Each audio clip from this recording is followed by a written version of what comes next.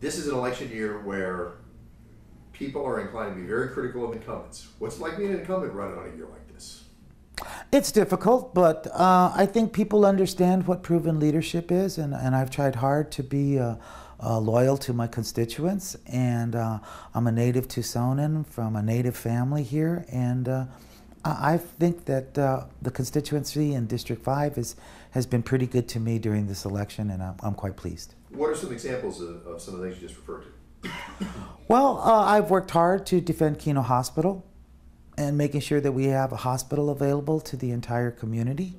I've worked hard to defend the Sonoran Desert Conservation Plan in its implementation, and we've had great success with that, and have really changed the dynamic of growth here in Tucson.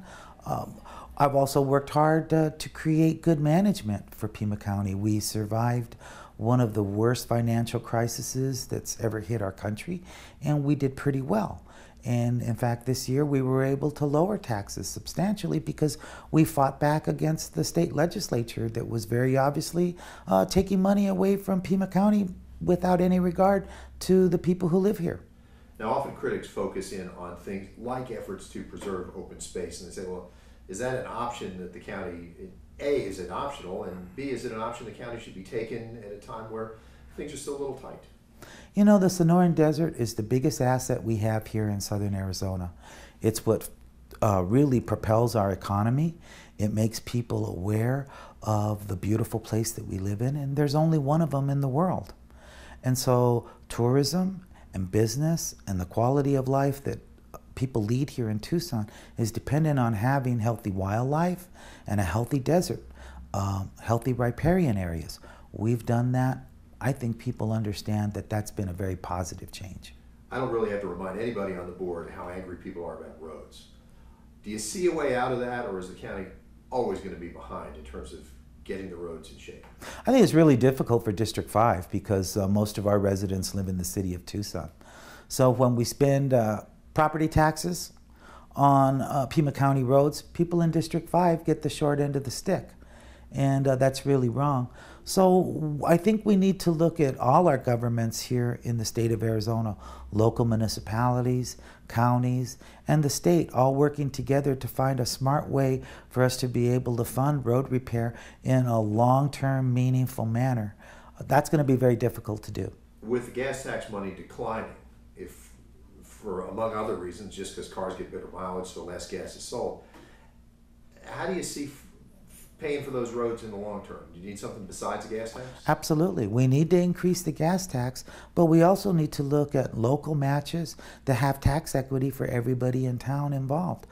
If we're going to spend money from county property taxes, then some of that money needs to be spent in my district and in District 2 to make sure that those residents get a fair shake. If we're going to reauthor the RTA, then we need to look at a vote of the people and understanding the implications of that for all of us. So the RTA could do maintenance as well as expansion? There'd have to be a vote of the people to change the purpose behind it, but certainly it would be a viable, local, well-placed change that could provide better roads for all of us. Now, economic development seems to be kind of a bit of a lightning rod in terms of how you responsibly stimulate companies coming here. What's your take on the best way to do it? We have to be very careful, I think. I think it's smart to create packages of incentives, but they need to be shared by, again, all the different governments here in the state of Arizona. Caterpillar is a good example of that. The state put something in, the county put something in, the city of Tucson put something in, and we came up with something that really incentivized Caterpillar to moving here in town. But I also think we need to think about the local partners that we want here in our community. I remain opposed to Monsanto coming into our community and receiving a tax break. So it's a balance of everybody participating, having good community partners, and recognizing that we want to create good jobs for our families to be able to have, and so that kids can stay here in town and lead their lives with their families close by to them. What's your concern on Monsanto? Well, there's a lot of concerns about Monsanto. Number one, they've already made a decision to move here. They've already bought that property.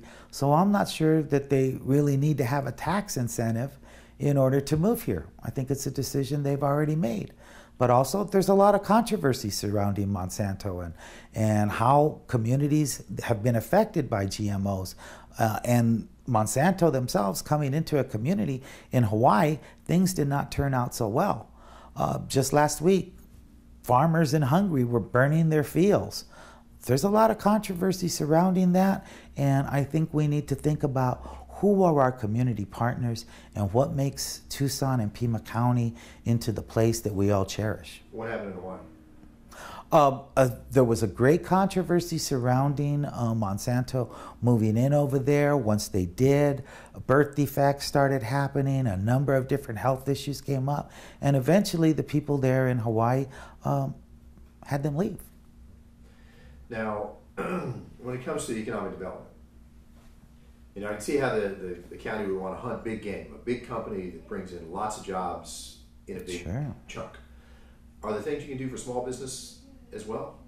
I think we absolutely have to. I'm the son of a small businessman who ran a small print shop for 50 years in Paz Descanso. He passed away, but nevertheless, I'm a big believer in small business, and how we can help them best is by making sure we have good roads, making sure that we have amenities that help them be able to do business.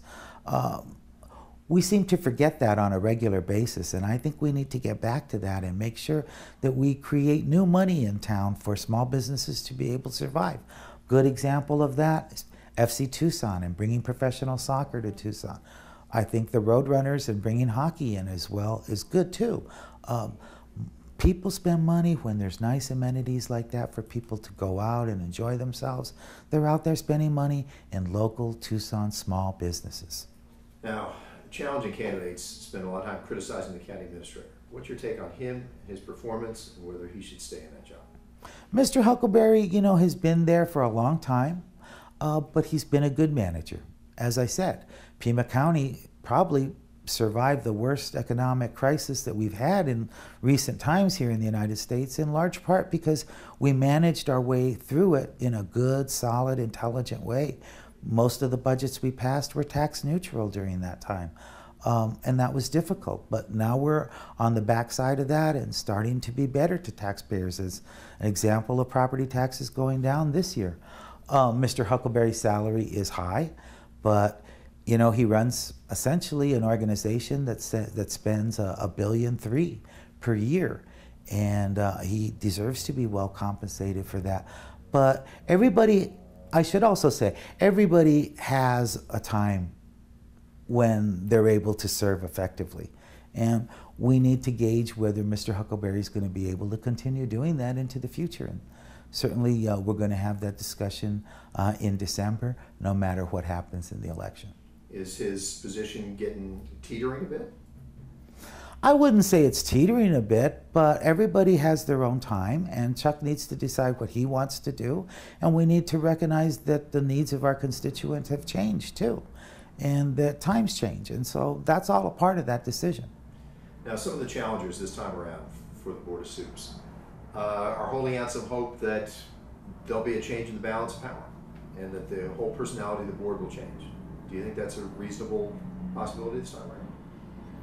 I suppose it's possible, but I haven't seen any of the challengers really mount campaigns that have a sustained upward trajectory.